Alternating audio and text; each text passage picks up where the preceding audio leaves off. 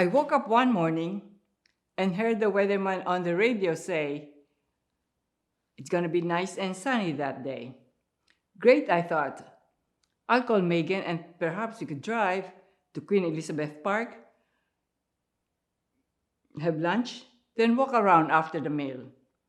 Nice weather, nice lunch, a walk in the park, a day with my favorite friend. Everything's coming up roses. I cheerily got out of bed and looked out the window. Oh my God! My mood suddenly turned to despair. My backyard is bright yellow. I look at the front window. My front yard is a field of dandelions too. This is not nice. I wish spring had arrived a few weeks later. You see, I was going on a trip. I was leaving in 3 days. I'll be gone for 3 weeks. That this dandelion would appear at such inopportune time is such a bummer. I have to deal with the dandelions before I leave. But my lawnmower is broken and there's no time to take it for repair. So I turned on the internet and Googled how to deal with dandelions. I found some ideas. I went to Home Depot and the tools and equipments that I found in my Google search were on display. Some were too big to carry with me. Some were beyond my budget. Others were too complicated for someone technically challenged. There were insecticides too, but no, that's not for me. But anyway, I found this stand-up wither. It's about 3 feet tall tool with spikes at the end. You dig these spikes into the ground, you twist the handle, and you pull it with the dandelion roots and all attached to the spikes. My kind of technology. No assembly required either. When I got home, I was frantically digging dandelions. I was digging dandelions till the day I flew. When I returned from my trip, I was pleased that the dandelions did not overgrow my yard. Actually, it looked decent, although you could still say that the owner of the house is not exactly a lawn enthusiast. I could live with that. So after my vacation, it was back to digging dandelions again. This stand-up wither was effective, but still didn't help me to totally eliminate the dandelions. Dandelions grew so fast, so I tried to dig faster. It was a battle of a contest of speed between the dandelion and me. Soon, dandelion season was over that year. Leaves started to fall, but raking leaves would be for another story. Winter settled in, and the following spring, the dandelions were back, of course. The lawnmower is still not fixed. The stand-up wither had become rusty and ineffective, so I bought a garden trowel. Digging with a garden trowel literally brought me closer to the ground and connected with the dandelions. I have been mowing my lawn for so many years, but I never had a chance to appreciate how pretty and dainty these yellow weeds were. But going to them and hanging out with them gave me a perspective that I didn't have before.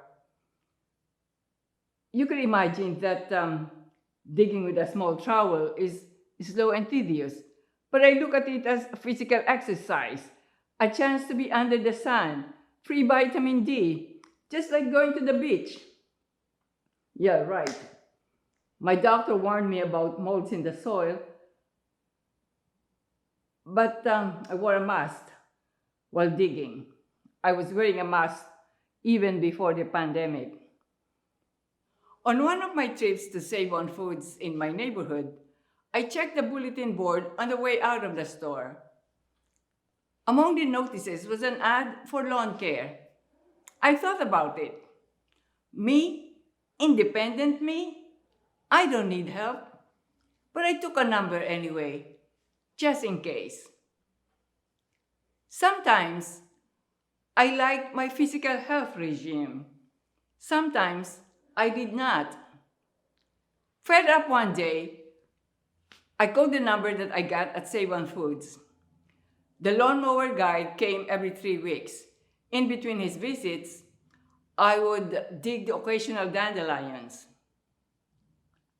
By the end of summer that year, I thought I should make over the front yard to minimize the digging and the mowing. So back to the internet. I like the idea of covering the yard with bark mulch, with landscape fabric or cardboard underneath for added barrier. Rona had a sale of bark mulch that week. I loaded my van with bags of mulch. It took me 3 trips back and forth Rona to complete my purchases that day. Instead of putting the bags in a neat pile, I spread them all over the yard in areas where the dandelions were thick. The weight of the bag, the lack of sunlight and oxygen would suppress the growth of the dandelions. That was the intent. Rolling landscape fabric over a generous yard such as mine would cost quite a bit. I could get cardboard boxes for free in my neighborhood store. I would collapse the boxes, spread them on the ground, and hose them. After a few days, I was ready to spread the bark mulch over the cardboard. I lifted the bag and saw that the dandelions underneath the bags were surviving. Surviving, though, did not mean thriving. No, the dandelions were thin, whitish, and crooked.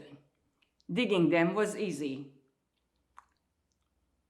By the following spring,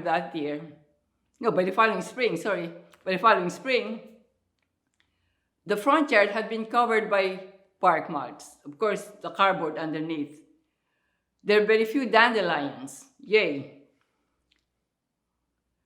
The dandelions that survived were the ones that inched through the cardboard until they found a gap in the overlying cardboard to emerge from. To solve a problem, I believe, you go to the roots. So that's what I did. I followed the roots. Some dandelions grew upright. Others traveled horizontally, up to about 8 inches long. I actually took a ruler to measure. Digging dandelions all these years have made me scientific. But anyway, the dandelions traveled horizontally in search of the light and a gap in the cardboard to emerge from. I looked at the dandelion that I just dug up. I felt sadness. I saw that the dandelion had a rough journey. I saw a traveler like you and me. My thoughts brought me to some friends who tried to live the best they could in spite of the challenges of their illnesses or the inconveniences of old age. I thought of my friend, my childhood friend. She battled cancer for many years.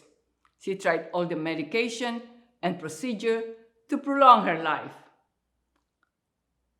My acquaintance with these friends and with the dandelions in my yard, my deepest adversaries, have taught me in unexpected ways.